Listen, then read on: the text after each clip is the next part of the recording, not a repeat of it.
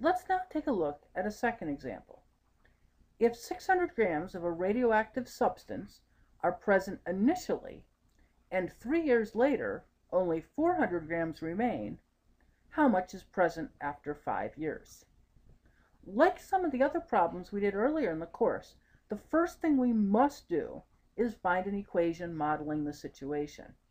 Since we're dealing with a radioactive substance, we know we need an exponential function. And I'm going to use an exponential function involving e.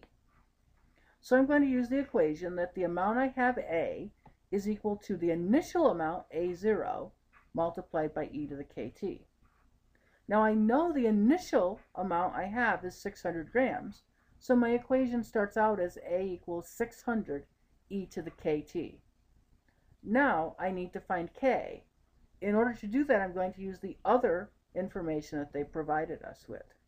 In 3 years, we know the quantity will be reduced to 400 grams, so we could actually then say 400 equals 600 e to the k times 3, right? We put the 3 in for t and the 400 in for a. And now we solve.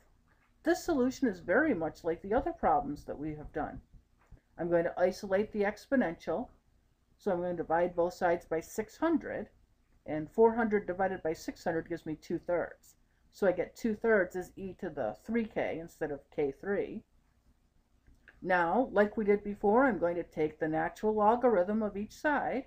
So the natural log of 2/3 is the natural log of e to the 3k. I get a little cancellation that occurs, so I have the natural log of 2/3 is 3k. Solve for k, I get k is 2/3 divided by 3. And when I pull out my calculator and do a little arithmetic, I get that k ends up being negative 0.1352. I expect it should be negative because we're modeling a decay function, and so that seems to be a pretty decent check on my math. So now I know the equation is a equals 600 e to the negative 0.1352t. Now I'm not done yet because the question actually asked us what is the half-life. And so, actually it didn't ask me the half-life, it asked me how much is present after 5 years, didn't it? Yeah, how much is present after 5 years? I was thinking I had another half-life problem. So just to get the amount present after 5 years, we substitute in t equals 5, do the math out, and we get 305.189 grams. Rather simple ending to the problem.